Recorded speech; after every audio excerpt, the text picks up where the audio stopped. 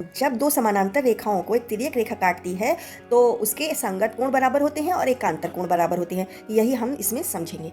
Hello, good morning बच्चों।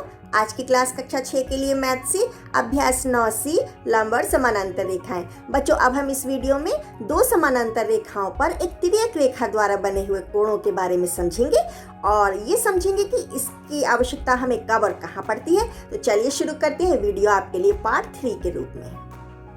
देखो बच्चों, हमारे पास एक रेखा AB है, उसके समानांतर रेखा C है और उसको एक तिर्यक रेखा DE काट रही है। तब इसके संगत कोण जो होते हैं तिर्यक रेखा के एक ही ओर के, जो बाह्य क्षेत्र और अंत्य क्षेत्र में है, ये बराबर है।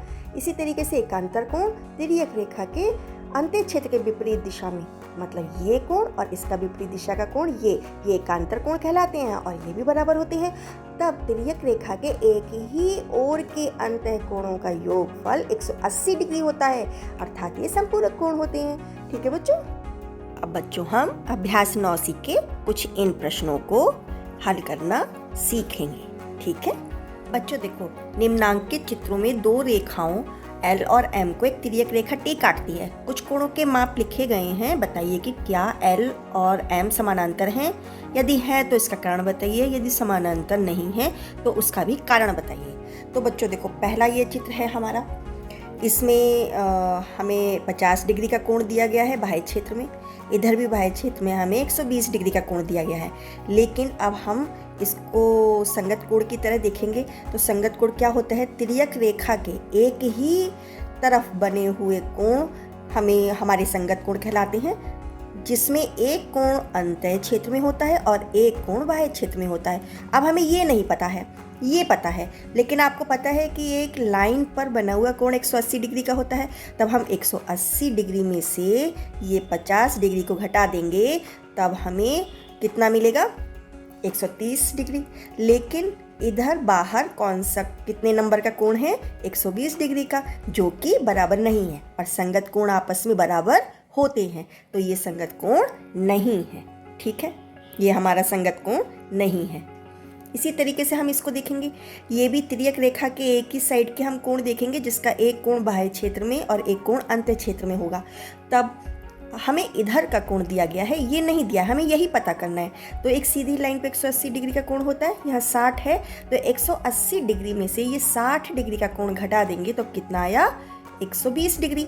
लेकिन यहाँ पर कितने डिग्री का कोण हमें दिया गया है? 125 डिग्री का, जो कि बराबर नहीं है, तो ये भी हमारा संगत कोण नहीं है। अब इसमें भी देखो, इसमें भी क्या है कि तिर्यक रेखा के एक ही तरफ के कोण हम देखेंगे संगत कोण के लिए, तब हमें ये बाह्य क्षेत्र का नहीं पता है, अंतः क्षेत्र का पता है। तो वही बात, जब हम 180 डिग्री में से ये 35 डिग्री का कोण घटाएंगे तो हमें मिला 145 डिग्री, है ना। ये वाला कोण मुझे कितना मिला? 145 डिग्री।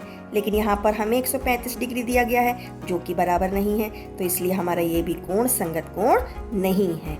ठीक है बच्चों, तो इससे हमें ये पता चलता है कि इनके संगत कोण बराबर नहीं है, अर्थात ये रेखाएं समानांतर नहीं है।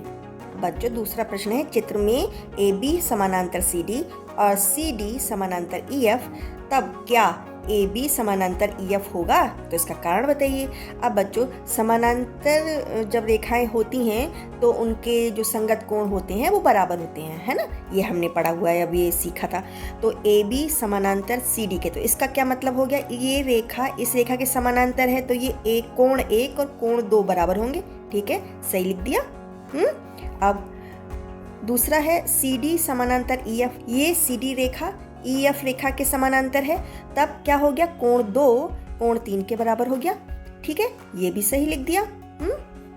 अब कह रहे हैं AB रेखा EF के समानांतर है क्या?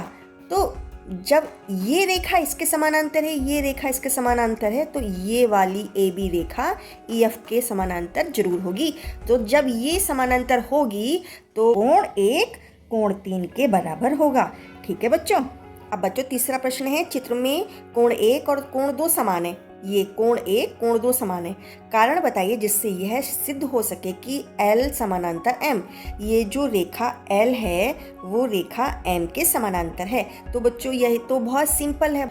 जब दो समानांतर रेखाओं को एक तिर्यक रेखा काटती है तो उसके संगत कोण समान होते हैं। और संगत कोण क्या होते हैं? तिर्यक रेखा का एक कोण बाह्य क्षेत्र में और एक कोण अंतः क्षेत्र में होता है।